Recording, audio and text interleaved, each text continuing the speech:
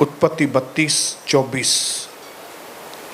याकूब आप अकेला रह गया, तब कोई पुरुष आकर पौ फटने तक उससे मल्लयुद्ध करता रहा, और जब उसने देखा कि मैं याकूब पर प्रबल नहीं होता, तब उसके जांघ की नस को छुआ। अतः याकूब की जांघ की नस उससे मल्लयुद्ध करते ही करते चढ़ गई। तब उसने कहा, मुझे जाने दे, क्योंकि सवेरा होने वाला है। याकूब ने कहा, जब तक तू मुझे आशीर्वाद न दे, तब तक मैं तुझे जाने नहीं दूंगा। और उसने याकूब से पूछा, तेरा नाम क्या है? उसने कहा, याकूब। उसने कहा, अब मैं तुम्हें आशीष देता हूं, तेरा नाम अब याकूब नहीं परंतु इज़राइल होगा, क्योंकि तू परमेश्वर से और मनुष्यों से भी युद्ध करके प्रबल हुआ है। बोलिए हालेलुया, बोलिए हालेलुया। मैं इस चीज़ का विश्वास करता हूं कि हमारे जिंदगी की जो मोस्ट इम्पॉर्टेंट मीटिंग्स हमने अटेंड की हैं, उन मोस्ट इम्पॉर्टेंट, सबसे ज़्यादा इम्पॉर्टेंट मीटिंग्स इस वक्त जो आज या 2 दिन पहले हुई थी, वो हमारे लिए मोस्ट इम्पॉर्टेंट सभाएं हैं। जिन सभाओं की शिक्षाओं को अगर आपने ध्यान से सुना, उसको समझा और उसको लागू किया, तो आप अपने जिंदगी के अंदर बहुत बड़ी विजयों को देखेंगे, जिसका एग्जाम्पल अभी उदाहरण हमने पढ़ा कि किस तरह से पौ फटने के पहले, सुबह को सूरज की रोशनी को फैलने से पहले, किस तरह एक व्यक्ति याकूब और परमेश्वर का आपस में मल्लयुद्ध, आपस में बातचीत, आपस में डिस्कशन, किस तरह से आपस में फेलोशिप, सहभागिता किस तरह से हुई कि उस समय से इस दुनिया में एक नए राष्ट्र का जन्म हुआ, जिसका नाम है इज़राइल। और वो भी कोई मामूली राष्ट्र पैदा नहीं हुआ, एक ऐसा पावरफुल राष्ट्र पैदा हुआ वहां से, जिस पर कई बार 10-10 देशों ने, 15-15 देशों ने एक साथ आक्रमण किया है, लेकिन फिर भी उसके ऊपर, इज़राइल के ऊपर वो प्रबल नहीं हो सकते, नहीं हुए। इसी तरह से अगर आपने इस वचन को समझा, अगर इसको जाना और इसके अनुसार परमेश्वर के नियुक्त समय पर जब आप प्रभु के साथ फेलोशिप करेंगे, जब आप प्रभु के साथ अपना वो सबसे कीमती बेआरामी वाला समय आप जब देंगे, तो आपके अंदर से भी एक नया व्यक्ति पैदा होगा, और ऐसा व्यक्ति जिसके आगे कोई भी नहीं ठहर सकेगा। हालेलुया। इस दुनिया में मेरे भाइयों बहनों, इस दुनिया के मसीह लोगों को आप नहीं देखना, वो क्या करते हैं क्या नहीं करते हमारा काम नहीं है, क्योंकि उनका हारा हुआ जीवन देख के आप अपनी हिम्मत को खो देंगे।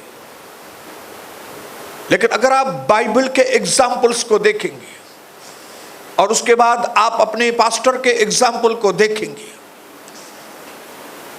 तो आपको एक चीज समझ में आनी चाहिए कि बिना प्रार्थना के आपके और मेरे जीवन में कुछ भी नहीं होने वाला। और वो भी सिर्फ प्रार्थना नहीं, लेकिन एक तरफ उपवास और प्रार्थना का खतरनाक हथियार और दूसरी तरफ आधी रात की प्रार्थनाओं का खतरनाक हथियार। ये दोनों हथियार अगर आपने अपने जीवन में लिए और इस्तेमाल किए तो ये इतना बड़ा ब्लो शैतान के कामों के ऊपर, इधर से भी ब्लो,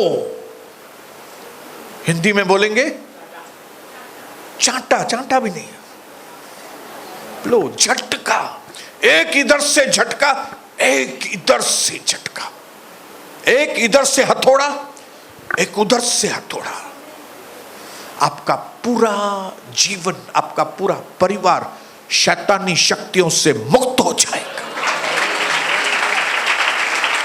इसके लिए मैं बड़ी गंभीरता के साथ, मेरे भाइयों बहनों, बड़ी गंभीरता के साथ कहता हूं, मेहरबानी करके आप ध्यान दो वचन के ऊपर, और जो खाली सुनकर चले जाने वाले मत बनना, क्योंकि यहीं से हमारे जिंदगी का असली परिवर्तन होता है। बोलिए हालेलुया। यहीं से हमारे जिंदगी में एक उत्थान आता है, उत्थान। हालेलुया। जैसे पिछली मीटिंग से स्टेप बाय स्टेप प्रभु हमको समझा रहा है कि हमारी जो स्टोरी है, हमारी जो सफलता की हिट स्टोरी है, वो आराम वाले दायरे में कभी नहीं बन सकती, कभी नहीं। लेकिन आपकी और मेरी जबरदस्त गवाही बेआराम वाली एरिया में बनती है। हालेलुया। ऐसा वक्त जब ये बदन का हर एक धागा, हर एक नस कहती है मैं सो जाऊं, मैं पड़ी रहूं, जब ऐसे वक्त में, जब बदन का एक एक अंग कहता है मुझे उठने ना दो, उस वक्त जब आप इसको उठाते हैं, मुंह को पानी मारते हैं, और जैसे दाऊद कहता है मेरे मन तू यहोवा की आराधना कर, आप अपने आप से एक नई ताकत के साथ बात करके जब आप उठते हो और एक सही जगह पे अपने घर में जाके बैठते हो, और वो समय सुबह का 3 और 5 के बीच में का जब आप प्रभु को देते हो, वहां से आपके जिंदगी के नए अद्भुत आशीषित एक्साइटेड जीवन की शुरुआत होती है। वहां से एक तरफ उपवास और प्रार्थना, दूसरी तरफ मध्य रात्रि की प्रार्थना। बोलिए बोलिए, अपने पड़ोसी को बोलिए।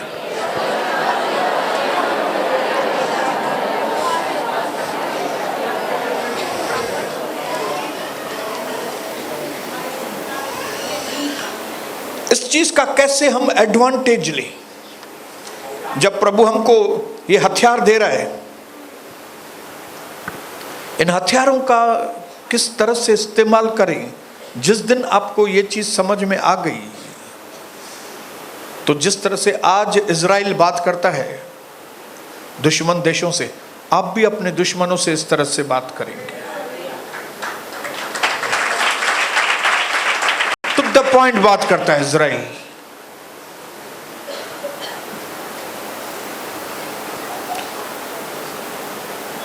जिन्होंने कभी सुना नहीं है, आप प्रभु की दासी को, डिंकी को बोलना, या तो भाई लोग सन्नी को बोलो, आपको 1-2 वीडियो डाउनलोड करके देंगे, या तो हम ग्रुप में डालेंगे वीडियो। देखो किस तरह से इजराइल का प्राइम मिनिस्टर, कौन, नेतन्याहू किस तरह से बात करता है। हालेलुया। कितना लुक्स में भी वो डिसेंट है, कितना बात करने में पावरफुल है। ढिल्लो मानू का नहीं, आज जो मसीह लोग ढीले देख रहे हैं ना, आप ढीला बनो, अपने आप को ढीलेपन से निकालिए। ऐसे ढीले लोगों के साथ आप बैठो भी मत, जिनके जीवन में गवाही नहीं है ना, नहीं बैठो उनके साथ।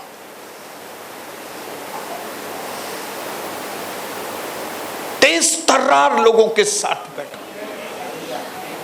हालेलुया, ताकि आप भी तेज तर्रार बने, हालेलुया। और ये जो मॉर्निंग नहीं, मिडनाइट, भोर से पहले की जो प्रार्थना है, ये आपको बड़ा सामर्थ्य देती है, हालेलुया। जो अच्छी से अच्छी चीजें परमेश्वर ने हमें दी हैं, और जो अच्छी से अच्छी चीजें देने की परमेश्वर की योजनाएं हैं, उन चीजों को खराब करने के लिए, उन चीजों को नाश करने के लिए शैतान भी जो योजनाएं बनाता है, वो इसी समय में बनाता है।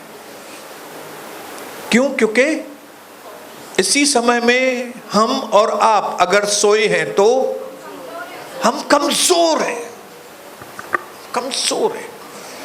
जब हम जागृत हैं तो पावरफुल है, जब हम सोए हैं कमजोर हैं।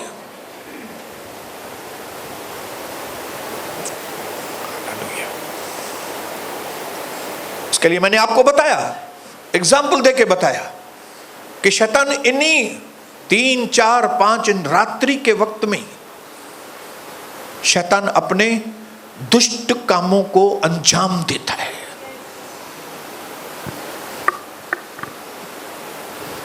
किस तरह से कविता की बहन को सी ब्लॉक में आधी रात के वक्त में चिंतामणि बाबा के पास लेके जाते थे, और वो चिंतामणि दुष्ट शक्तियों के साथ मिलकर कविता सिस्टर की बहन को चाबुक मारता था, दुष्ट आत्माएं निकालने के लिए उस बहन के अंदर से चाबुक। एक तो वो पहले ही पीड़ित थी, फिर ऊपर से चाबुक, वो तड़पती थी बहन बेचारी, और वो चाबुक खाने के बाद कोई फर्क नहीं पड़ता था, और वो चिंतामणि 5,000 भी लेता था। कौन से वक्त में? रात के वक्त में। ये दुष्ट आत्माएं, उनका काम कौन से टाइम में होता है? क्योंकि रात के टाइम पे इंसान कमजोर की अवस्था में होता है। गंदे बीज बोने का शैतान का वक्त है रात को, लेकिन अगर उसी रात के वक्त में हम जागृत हैं,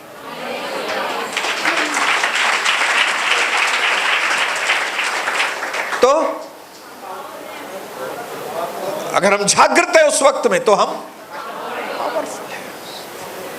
और प्रभु की आत्मा ने हमें बताया कि किस तरह से 3 बातें हमें उस समय में करनी है। उनमें से पहली चीज प्रभु ने हमको सिखाई थी, वो थी उस समय में हम प्रभु से प्रार्थना करें। हालेलुया, बोलो प्रार्थना। प्रार्थना का सबसे पावरफुल समय कौन सा है? और क्यों प्रभु चाहता है कि हम प्रार्थनाएं करें? क्योंकि वो समय परमेश्वर के विजिटिंग का समय है। हालेलुया, क्योंकि वो समय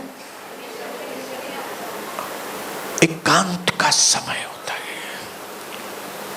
क्योंकि वो समय बिना डिस्टर्बेंस वाला समय होता है। क्यों वो समय 3 और 5 के बीच में सुबह को? क्योंकि उस वक्त में हमारा जो आत्मिक मनुष्य है अंदर, हमारी जो आत्मा है, वो जागृत होती है, वो एक्टिव होती है, एक्टिव।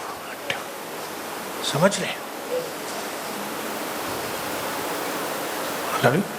दूसरा, डिस्टर्बेंस ना होने की वजह से हमारा जो अंतरात्मा है वो जागृत होता है, और प्रार्थना क्या है? हमारा अंदर के मनुष्य का परमेश्वर से बातचीत करना।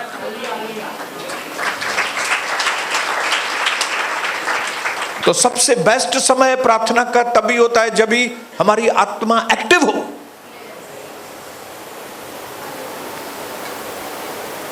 हालेलुया। सबसे ज्यादा पावर तभी बहता है जब हमारी आत्मा एक्टिव हो, क्योंकि दिन के समय में हमारी बॉडी एक्टिव रहती है, हम बॉडी के शारीरिक काम में लगे रहते हैं, इसकी वजह से हमारी आत्मा डिस्टर्ब होती है। लेकिन रात को, आधी रात को कोई दूसरा काम नहीं होता, फोन भी नहीं बजता। ऐसे वक्त में बोलिए, ऐसे वक्त में क्या करना है?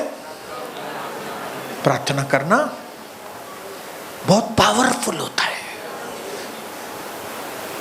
और क्योंकि प्रभु ने हमको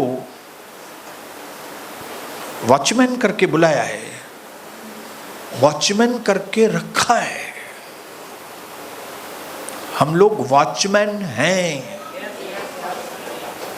इसके लिए जैसे वॉचमैन को सोना अलाउड नहीं होता, अगर वॉचमैन को बिल्डिंग के लोग सोता हुआ पकड़ते हैं तो निकाल देते हैं काम से। वो वॉचमैन नहीं, वो निकम्मा वॉचमैन है। इसके लिए एक मसीह व्यक्ति अगर वॉचमैनिंग का काम बराबर नहीं करता, मतलब रात को उठ के जागृत होके अगर विनती नहीं करता, तो वो वॉचमैन निकम्मा वॉचमैन है। इसके लिए हम देखते हैं कि मसीह लोगों में अब देखिए गवाही दिखती नहीं है कि कोई ऐसा दिखाई दे तो कहां था, कहां पहुंच गया। आपको ना के बराबर दिखाई देंगे, कुछ कम लोग दिखाई देंगे, ज्यादातर लोग नहीं दिखाई देंगे। ज्यादातर खुवते फरास है। आपको लगेगा फरास है, आपको लगेगा सीधा रोड है, लेकिन वो कुआं है। बाहर से लगेंगे वो हालेलुया बोल रहे, हालेलुया यीशु कितना मस्त है, ऐसे करके करेंगे, लेकिन उनका जीवन जाकेंगे तो वो गालीखोर, टाइम पास। जो प्रभु का स्वभाव, जो प्रभु का चरित्र उसके अंदर होना चाहिए, इन चीजों की उनके अंदर बहुत कमी घटी दिखाई देती है। और ये सारी चीजें क्यों है? मेनली ज्यादातर एक ही चीज की कमी है, वो है प्रार्थना। और वो भी उसमें सबसे ज्यादा कौन सी कमी है? वो प्रार्थना करते भी होंगे तो वो उपवास और प्रार्थना की कमी है। और क्या कमी है? रात को उठकर प्रार्थना करने की कमी की वजह से वो आगे नहीं बढ़ पाती, वो अपनी गवाही को नहीं बना पाती। और आपको मालूम नहीं कि आपकी जिंदगी, आपके परिवार की जिंदगी, आपके जाति की जिंदगी, आपके शहर की जिंदगी, आपके देश की जिंदगी आपके ऊपर निर्भर है, मेरे ऊपर निर्भर है, मेरे ऊपर। कई बार कुछ लोगों को शायद ये बात नहीं जमती कि मैं देश के लिए प्रार्थना करता हूं, इंडिया के लिए प्रार्थना करता हूं, लेकिन मुझे मालूम है कि मुझे अंदर प्रभु झुंझुलाता है। मैं अपने आप से शुरू करता हूं, कविता तक पहुंचता हूं, बच्चों तक पहुंचता हूं, फिर प्रभु का दर्शन में पहुंचता हूं, फिर प्रभु का दर्शन के बाद उल्लासनगर, कल्याण पहुंचता हूं, डोंबिवली पहुंचता हूं, मुंबई पहुंचता हूं, महाराष्ट्र पहुंचता हूं, इंडिया पहुंचता हूं, फिर दुनिया के छोर तक लोगों के लिए मैं गवाही प्रार्थना करता हूं मैं। और जब तक मैं नहीं करता मुझे चैन नहीं मिलता। और जिस दिन मैं पूरी दुनिया के लिए प्रार्थना करके पूरी करता हूं, मेरे अंदर चैन मिलता है।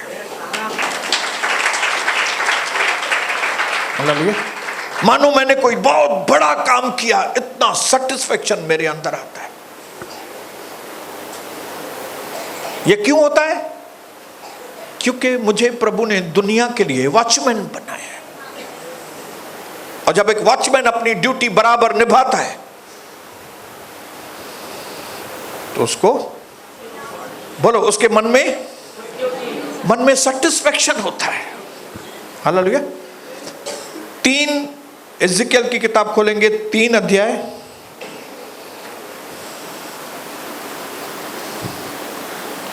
एजेकियल, यहेजकेल जिसको बोलेंगे, यहेजकेल 3 अध्याय।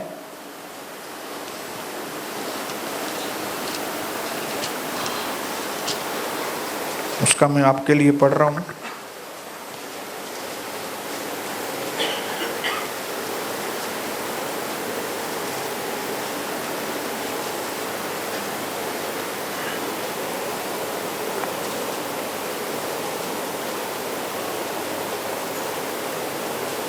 सत्रह वचन।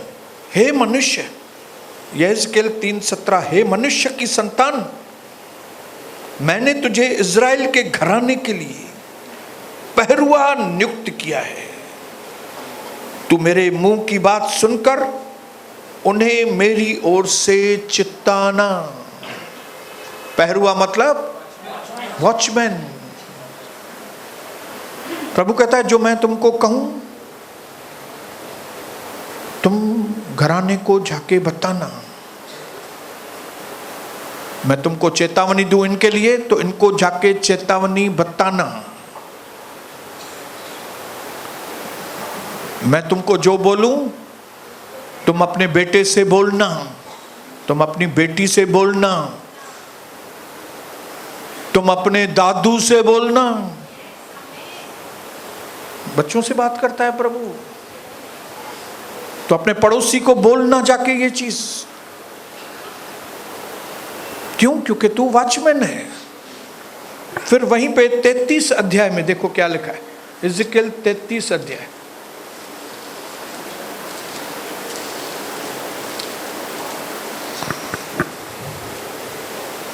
छह वचन से पढ़ रहा हूं, एजेकियल 33:6। परंतु यदि पहरुआ यह देखने पर कि तलवार चला जाती है, नरसिंगा फूंक कर लोगों को न चिताए, और तलवार से चलने से उनमें से कोई मर जाए,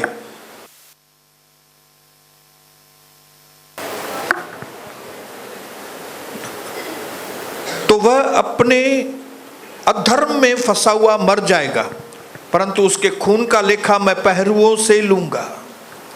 अगर वॉचमैन होकर आप अपनी ड्यूटी बराबर नहीं करेंगे, आप खुद खतरे में होंगे। ये स्वर्ग राज्य ऐसे ही नहीं मिलने वाला है भाइयों बहनों। हमको लगता है भाई क्या बोलते हैं, भाई खिचड़ी पकाना है, बस प्रभु को विश्वास किया स्वर्ग राज्य मिल गया। वॉचमैन है, आपके ऊपर ड्यूटी लग जाती है, और अगर ड्यूटी नहीं करेंगे, आपने किसी व्यक्ति को नहीं चिताया और वो व्यक्ति अगर मर गया, उसके खून का हिसाब किताब आपसे लिया जाएगा। लेकिन अगर आपने उसको बताया कि प्रभु तुमको क्या कह रहा है, और उसके बाद भी वो नहीं मान रहा है और मर गया, तो फिर आप छूट गए। मैं क्यों कई बार कड़क बात करता हूं इधर से, ताकि मैं छूट जाऊं। ऐसा ना हो प्रभु मुझे कहे कड़क बात करो और मैं आपसे नरम बात करूं, क्योंकि मुझे यहां का पहरुआ करके प्रभु ने नियुक्त किया है। मैं यहां का पास्टर हूं, मैं यहां का वॉचमैन हूं, इसके लिए मैं वॉच रखता हूं, नजरदारी रखता हूं कौन आदमी क्या कर रहा है।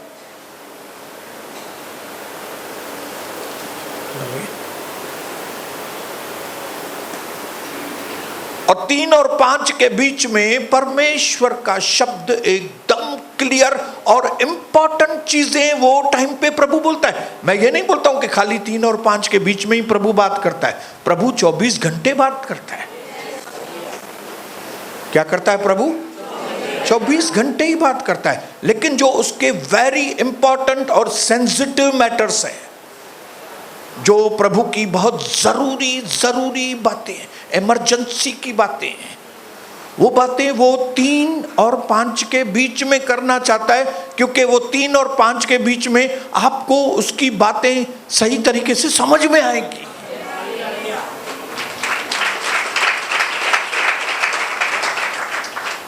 हालेलुया।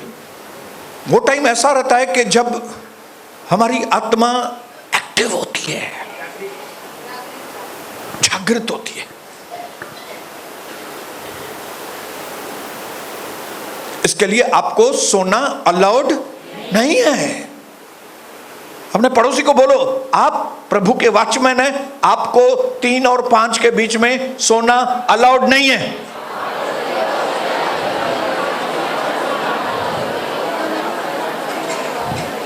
एक लापरवाह वॉचमैन न सिर्फ अपनी खुद की जान गंवाता है, लेकिन अपने खानदान की जान भी गंवाता है,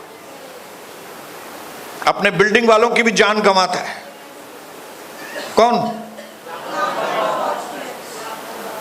क्या आपको और मुझे लापरवाह वॉचमैन बनना है? कितने लोगों को लापरवाह वॉचमैन बनना है? मुझे तो नहीं बनना है। इसके लिए मैंने अपने मन में फैसला किया है, मैं सुबह को नहीं सोऊंगा। मैं प्रभु के प्रॉम्प्टिंग, तो प्रॉम्प्ट करना मतलब, हाँ नहीं, प्रॉम्प्ट करना, अंदर, हाँ जगाना अंदर, भाई ऐसा बोलना, ऐसा करना, पुश करना अंदर, ये चीज जरूरी है बेटा, ये आज करना जाके। मैं उसके प्रॉम्प्टिंग को लापरवाही से नहीं लूंगा। अगर वो कहता है सुबह को उठो, तो मुझे उठना है, ताकि मैं वॉचमैन बनने का इनाम पा सकूं।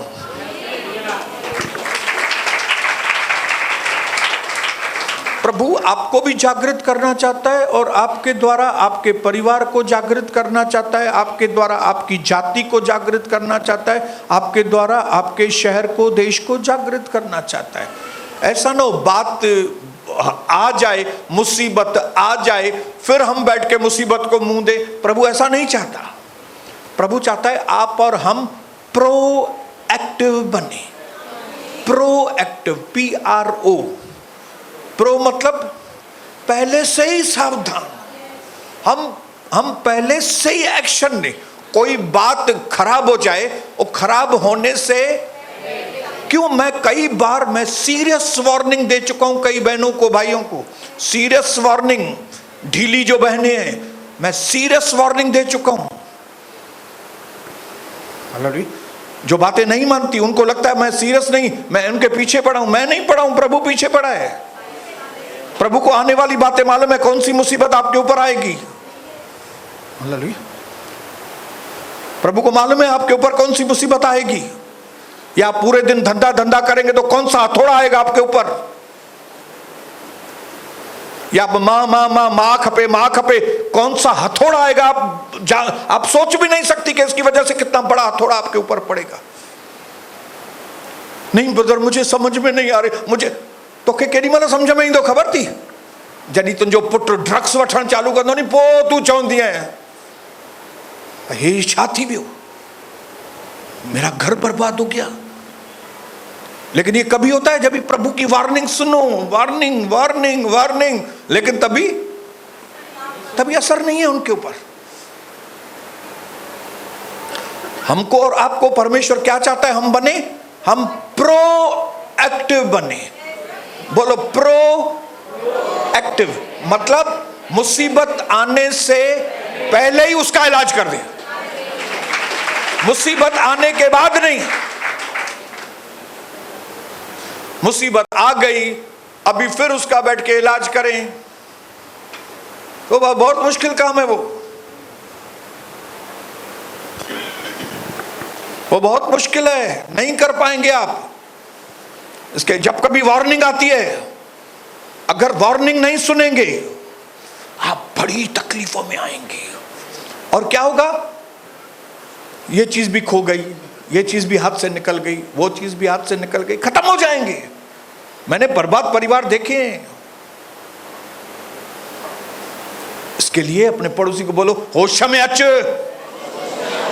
भाई, हरख हरिया तो के समझाऊं, हरख हरिया सागी गाल, घड़ी घड़ी वही बात बैठ के आपको समझाएं, बैठ के आपके दिन खराब हो जाएंगे भाई।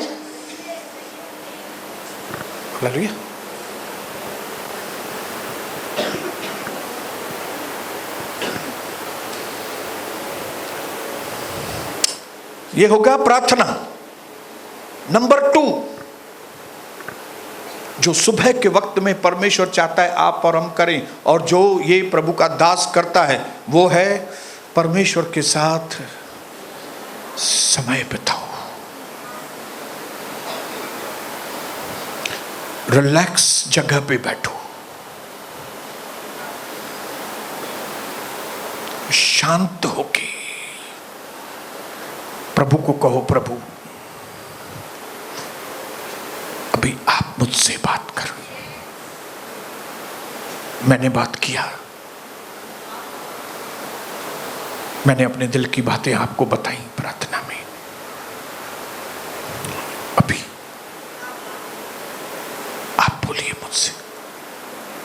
और इस बात में घाई घाई न करें, पेशेंस रखें। क्या रखें? आपको ये लगेगा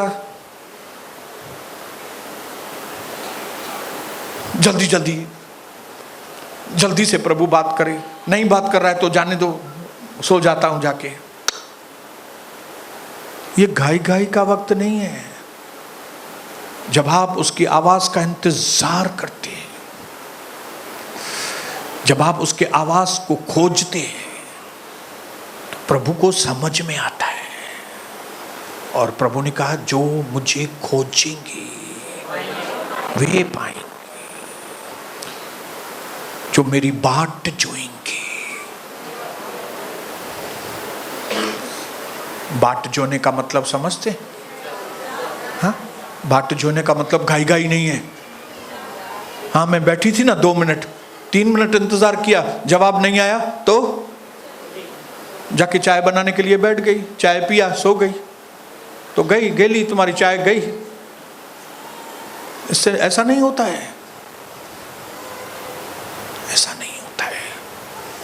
उसकी आवाज का इंतजार करो। उसके आवाज का इंतजार करने को कहते हैं उसके साथ फेलोशिप। जब आप उसकी आवाज का इंतजार करते हैं, तब प्रभु को आप बताते हैं कि प्रभु आप मेरे लिए, आपका आवाज मेरे लिए बहुत इंपॉर्टेंट है।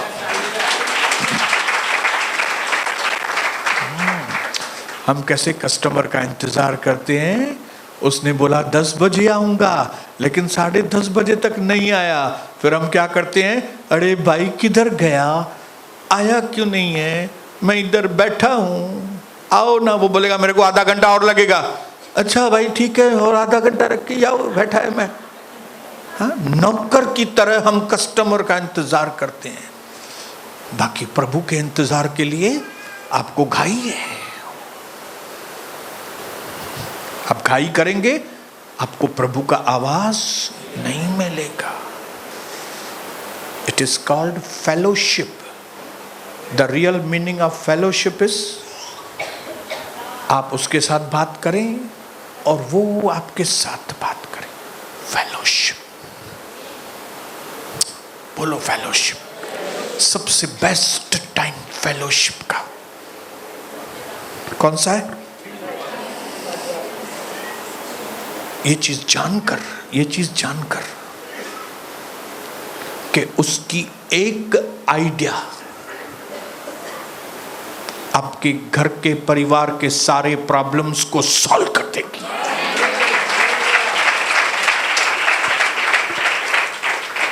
ये हमारे घर के प्रॉब्लम्स ऐसे ही सॉल्व नहीं हुए।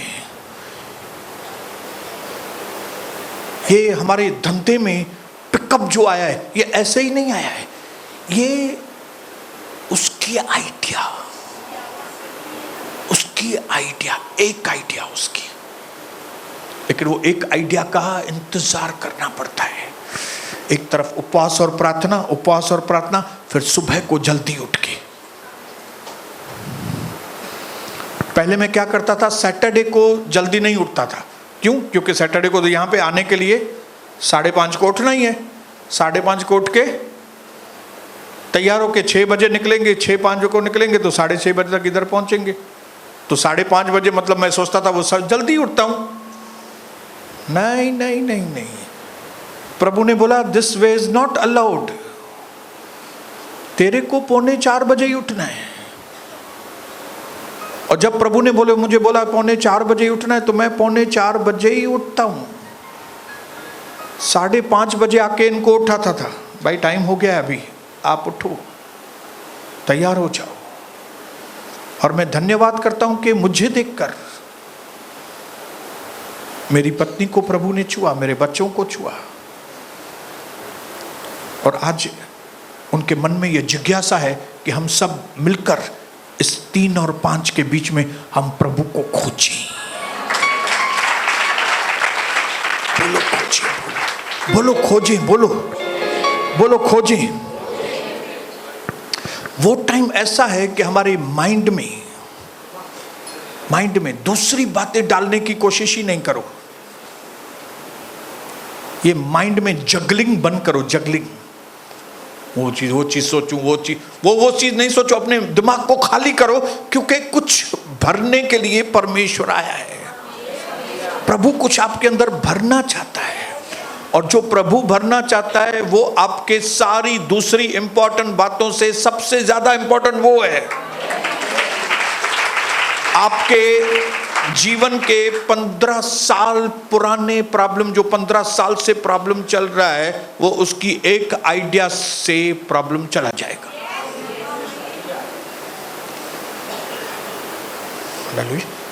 आपको मालूम है ये मॉर्निंग प्रार्थना, ये सुबह उठकर प्रार्थना की वजह से मुझे नया घर मिला है। मेरे पुराने घर और नए घर के बीच में कितने साल लगे? नहीं, पुराना 1992 में शिफ्ट किया था हमने, और 24 में नए घर में आए। 32 साल के बाद मुझे घर मिला। लेकिन ये क्यों मिला? क्योंकि पिछले 2-3 सालों से मैं सुबह भोर से भी पहले उठ के प्रभु का दरवाजा खटखटाता। तभी न सिर्फ मुझे नया घर मिला, लेकिन मुझे बेस्ट घर मिला। मुझे याद है आज भी, 3 दिन के उपवास और प्रार्थना के बाद प्रभु ने मुझे एक सही व्यक्ति से मिलाया, और उस सही व्यक्ति के द्वारा मेरी सही डील हुई और मैटर पूरा हुआ। आपके 20 साल की बीमारी पुरानी, एक प्रभु आपको आइडिया देगा और वो बीमारी से आप मुक्त हो जाएंगे। 38 साल से तो पड़ा था ना बीमार हो, क्या हो रहा था? कुछ भी नहीं हो रहा था। लेकिन एक शब्द जब यीशु मसीह का उसने सुना, वो ठीक हो गया। कितनी कोशिश कर रहे हैं कि धंधा उठे, धंधा इनकम आए, बहुत नहीं हो रहा है। पूरा दिमाग चला रहे हैं, लेकिन डील नहीं हो रही है। जैसी होनी चाहिए डील वैसी नहीं हो रही है। क्यों? आपको परमेश्वर के आइडिया की जरूरत है। कई बार वो आइडिया बेवकूफी लगती है, लेकिन वही आइडिया ही काम करती है। जब प्रभु ने पतरस से कहा दाहिनी ओर अपना जाल डाल, पतरस ने बोला यार ये टाइम में क्या जाल डालूं मैं, ये टाइम में थोड़ी काम होगा। जो आइडिया प्रभु ने मुझे दी वो मेरे घर वालों को भी नहीं समझ में आ रही थी। बोलती थी ऐसा थोड़ी धंधा होएगा, ऐसा थोड़ी होता है। मैं बोला ऐसा ही होगा, ऐसा ही होगा, ऐसा ही होगा। और लॉकडाउन के बाद से हमारे धंधे के चक्कर बदल गए। ये कहां का आइडिया आया? ये मॉर्निंग में जल्दी उठकर मिडनाइट प्रेयर्स के द्वारा प्रभु ने मेरे दिमाग का कंट्रोल लिया। अपने सर के ऊपर ऐसा पकड़ो, इसके अंदर परमेश्वर की ओर से कुछ आना चाहिए, और उसके आने के लिए सुबह उठ के पहले जो अंदर का भूसा है उसको बाहर निकालो, अंदर भूसे को अंदर आने न दो। ये ऐसा, वो सब मेरे घर का लोग ऐसा है, वो मेरा ऐसा है, उसने मेरे से ऐसा, ये सब बातें सफाई करो, ताकि प्रभु का आइडिया आपके अंदर आए। हालेलुया। मैं पढ़ता हूं, आस्क गॉड, प्रभु को मांगो। क्या मांगो? To tell you important, specific and most needed things. परमेश्वर से आप मांगो क्या? मेरी जिंदगी में सबसे इंपॉर्टेंट चीज कौन सी है, वो मुझे आप बताइए, मुझसे बात करें। सबसे ज्यादा जरूरत कौन सी है मेरी, मुझे नहीं मालूम, मुझे प्रभु आप मुझे बताइए। सबसे ज्यादा मैं अहमियत कौन सी चीज को दूं, आप मुझे बताइए। आपको आर्ट ऑफ कंसंट्रेशन सीखना पड़ेगा। बोलिए, आर्ट ऑफ कंसंट्रेशन, ध्यान लगाने की कला सीखनी पड़ेगी। क्योंकि शैतान ने क्या किया है, आपके ध्यान की धज्जियां उड़ाई दी हैं। खास करके ये यूट्यूब, फेसबुक, इंस्टाग्राम, इसने क्या किया? आपके दिमाग की धज्जियां उड़ाई हैं कंसंट्रेशन की। और ऊपर से धंधा, पूरा दिन धंधा, इसका फोन, उसका फोन, इसका फोन, इसका। मैं धंधे के विरोध में नहीं हूं, मैं धंधे के विरोध में नहीं हूं। कई बार मैं भी इस चक्कर में आ जाता हूं, लेकिन वो बैठी है दूसरी वॉचमैन मेरी सामने, ग्रीन ड्रेस पहन के हुए, वो उधर से ही पिस्टल चलाती है। क्या है हेडा, 9 बज गए अभी तक ग्राहक, और जैसे ही उसकी आवाज आती है जल्दी से बंद करके मैं, क्यों? मुझे मालूम है जितना ज्यादा धंधा करेंगे, दिमाग में वही ख्याल घूमेंगे, और जब सुबह को प्रार्थना के लिए उठेंगे तो अशोक ट्रेडर्स, पारस एंटरप्राइजेस, वो क्या बोल रहा था, उधर से माल आया कि नहीं? उसमें बेचारा जो प्रभु बोल रहा है वो सुनाई नहीं देगा। ये हमारा सुलेमान भाई, किंग सुलेमान, राजा सुलेमान, ये कहां से गिर गया? ये ज्यादा लेन देन, ज्यादा धंधा, ज्यादा लोगों से मेल जोल, कितनी तो पत्नियां बना दी, कितनी तो प्राइवेट, कितनों को मुंह देगा, और फिर प्रभु की भी सुनेगा क्या? इससे अच्छा जब भी कुंवारा था तभी अच्छा था। इसके लिए मैं अपने बेटे को भी बोलूंगा, और मेरी पत्नी तो है ही हम पर नजर रखने के लिए, ओवर ट्रेडिंग कभी नहीं करना। ये आपकी ओवर ट्रेडिंग, ये लोगों से ओवर मेल मिलाप, ये लोगों की अंदर जो धुन सवार है, ये आपको प्रार्थना में बैठने ही नहीं देगी। ये कई लोगों के होश क्यों उड़े हुए? क्योंकि उनको मालूम नहीं कौन से पाप के लिए मुझे पश्चाताप करनी है। इसके लिए उनका दिमाग 1 दिन सही है, 2 दिन सही नहीं है, 3 दिन सही है, फिर 5 दिन उड़ा हुआ है दिमाग। क्यों? इन्होंने पश्चाताप नहीं किया है। ये कभी सुबह को कंसंट्रेशन के साथ बैठे नहीं कि प्रभु मैंने क्या पाप किया है, मैं कौन सी चीज का पश्चाताप करूं, मुझसे क्या हो गया है। वो सही पश्चाताप न होने की वजह से उनका दिमाग ठिकाने पे नहीं है, पश्चाताप किया ही नहीं है समझो। उसके लिए माइंड का डिस्टर्बेंस गया ही नहीं, और माइंड का डिस्टर्बेंस गया ही नहीं तो प्रार्थना होती ही नहीं है, और प्रार्थना होती नहीं है तो शैतान आक्रमण करने में तो एक्सपर्ट है। वो उठ नहीं पा रहे, आप उठना चाहते हैं लेकिन उठ नहीं पा रहे, आपको वे नहीं मालूम। लेकिन आज प्रभु आपको 3 और 5 वाला वे बता रहा है। 3 और 5 के बीच में बैठो, अपने दिमाग को शांत करके प्रभु से पूछो, प्रभु आप मेरे से बात करो, मैं कौन सी बात का पश्चाताप करूं, कौन सी चीज मेरे दिमाग से निकल गई है जो मैं पश्चाताप नहीं करने की वजह से मेरा दिमाग ठिकाने नहीं है। और जिनका भी दिमाग ठिकाने नहीं है वो सब कुछ खोने वाले, वो सारी चीजें वो खोने वाले, जो भी चीज उनके पास है ना सब चीज चली जाने वाली है उनकी। ये तो प्रभु है, अनुग्रह रखा है, तभी स्टेप बाय स्टेप आप खोते हैं। जब खोने की भी बातें आती है ना तो स्टेप बाय स्टेप, प्रभु शैतान को ऐसे अलाउड नहीं करता। लेकिन जिस चीज की भी हम देरी करेंगे, भुगतान के लिए तैयार हो जाना। ये 3 और 5 का समय याद रखना। हालेलुया।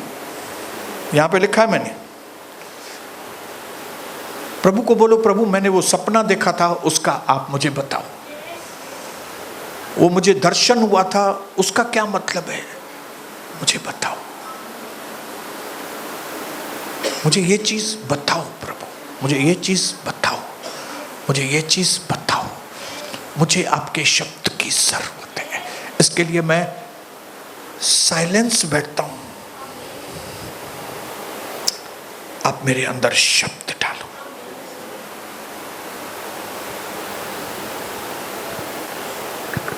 और ये बेशकीमती आइडियाज उसकी अगर आप खो देंगे, आपको महंगा पड़ने वाला है। क्या महंगा पड़ेगा? आप सुबह उठे लेकिन आपने परमेश्वर की आइडियाज को लिया ही नहीं, सुना ही नहीं, तो ये चीज आपको भारी पड़ने वाली है, महंगी पड़ने वाली है। ये चीज, ये हमारे पुराने विश्वासी भिखारियों की तरह क्यों घूम रहे हैं? बड़ा दुख है मुझे, मैं आपको सच बता रहा हूं। पुराने विश्वासी पुराने खत्म, वो परमेश्वर के साथ बैठे ही नहीं। अगर बैठे हैं तो अपनी बकबक करके उठ के चले गए। प्रभु मुझसे क्या बोल रहा है, उसकी इंस्ट्रक्शंस क्या है, उसकी आइडिया क्या है, उसकी अगुवाई क्या है, वो क्या बोलना चाहता है, वो बात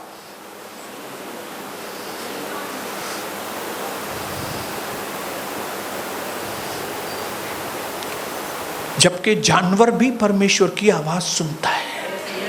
आपको मालूम है, गधा भी परमेश्वर की आवाज को जानता है।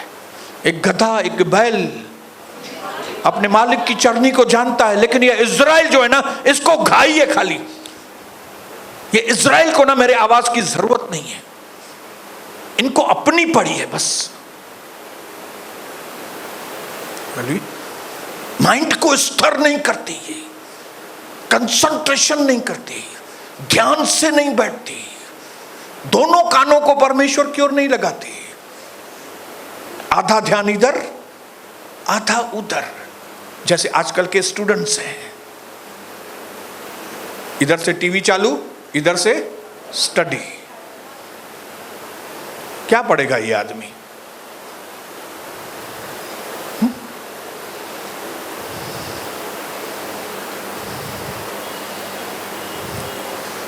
फेलोशिप करो, आराधना के गीत चलाओ। बेस्ट वक्त ये परमेश्वर का बाइबल, प्रभु का बाइबल खोल के पढ़ो। प्रभु आपको वचन के द्वारा बात करेगा। आप बोलेंगे मुझे डायरेक्ट वचन नहीं समझ में आ रहा है, मुझे नहीं, तो बाइबल खोलो। अपनी थोड़ी बकवास बंद करो, अभी उसकी सुनो।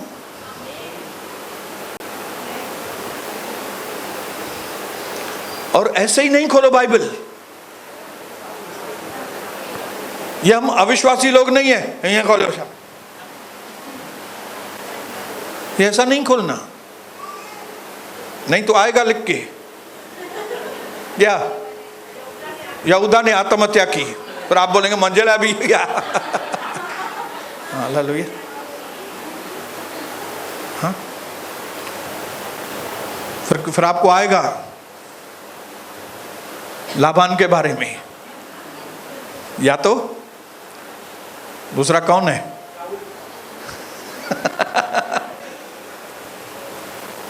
सीरियसली बोल रहा हूं, बहुत सीरियस हूं मैं, बहुत सीरियस हूं। आपने बात किया, अच्छी बात है, लेकिन उसके बाद अपनी बकवास बंद करो, अपनी जबान अभी बंद करो, क्योंकि 2 घंटा 3 घंटा समय है, खाली आप ही बात करेंगे नहीं चलेगा। उसको सुनो, उसके साथ फेलोशिप करो, उससे सवाल पूछो। प्रभु मैं इतना कंफ्यूज हूं, आप मेरे कंफ्यूजन को दूर कीजिए ना। फिर इंतजार करो, प्रभु मेरे अंदर ये कमजोरी है, मैं कैसे इस कमजोरी के ऊपर कैसे जय पाऊं। प्रभु मैं विडो हूं, मेरा पति भी नहीं है, आप ही मेरे पति हैं, मैं अपनी जिंदगी कैसे बिताऊं, आप मुझे बताइए। और फिर पूछने के बाद इंतजार करो, वो बात करेगा भाई, वो बात करेगा। हालेलुया। उसकी बात को समझो। उसने सैमुअल से बात की, लेकिन सैमुअल को समझ में नहीं आ रहा था। तब सैमुअल ने एली से पूछा, भाई ये आप किधर से आवाज आ रही है मुझे, एली? तो एली समझ गया, प्रभु इससे बात कर रहा है, ये समझ नहीं रहा है। तब उसने सैमुअल से कहा, सैमुअल अब जब आवाज आएगी तो तू उसको बोल, हाँ मेरे प्रभु बोलिए। और जब सैमुअल ने पूछा, बोला हाँ प्रभु मैं इधर हूं, आप बताइए क्या आप बोलना चाहते हैं। तब प्रभु ने उसको बताया इज़राइल के विषय में, कि आने वाले समय में कैसे वो इज़राइल के अंदर बड़े काम करने वाला है। हालेलुया। उसकी बातों को समझने का टैलेंट करो, रखो। जब उसकी आवाज बार बार सुनेंगे तब उसकी आवाज समझेंगे।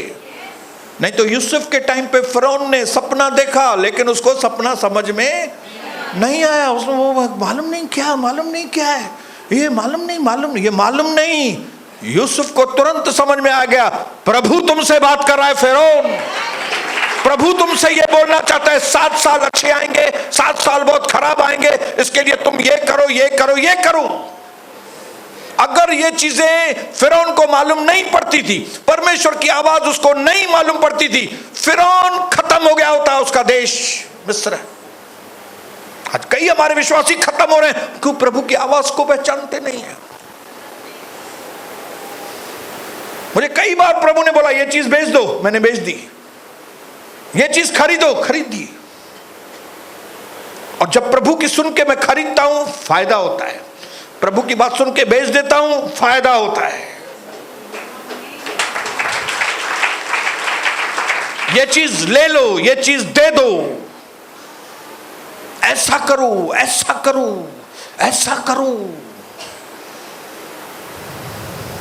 प्रभु बात करता है, प्रभु आदमी है भाई, वो जिंदा है। आप अपने मुंह के ऊपर कंट्रोल करो, चुप करो। मैं आपको बोलता हूं उसके पहले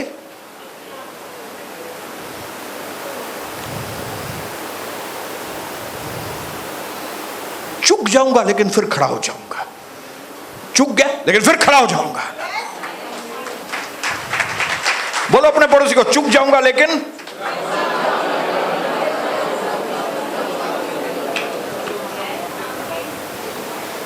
हमारे प्रभु यीशु मसीह को आइडियाज की कोई कमी नहीं थी। क्यों? क्योंकि वो रात को जाके न सिर्फ प्रार्थना करता था, लेकिन वो पिता का इंस्ट्रक्शंस लेके आता था। उसको प्रभु ने, पिता ने पहले ही बता दिया था कि लाजरस को खाली बोलना, तू लाजरस बाहर आ जा, वो बाहर आ जाएगा। इसके लिए तो लाजरस को बुलाने से पहले ही उसने कहा, प्रभु पिता मैं जानता हूं, आपने मुझे पहले से ही बता दिया है, मतलब मैं सुन के आया हूं। कौन से टाइम पे सुन के आया हूं? रात को जब भी आप सोते हो। यीशु मसीह जागता था। लाजरस जिंदा हो गया। दिन भर की अगुवाई देता है प्रभु। दिन भर में क्या करना है, कैसे करना है, कौन सी बात आएगी, उसको कैसे फेस करना है, प्रोग्राम देता है आपको। आपको प्रोग्राम चाहिए क्या? आपको नहीं प्रोग्राम चाहिए? नहीं, आपको प्रोग्राम नहीं चाहिए। चाहे इधर 2 दिन की जिंदगी है, मर जाना है, मैं गांव वाला है, गांव वाली है, मैं नरक में जाओगे। ये गांव वाले सब नरक में जाने वाले हैं जो ऐसे बात करते हैं, जिनको ज्ञान नहीं चाहिए, जिनको शिक्षाएं नहीं चाहिए, जिनको शिक्षाओं से प्रीति नहीं है, वे सारे कचरे के डब्बे में डाले जाएंगे।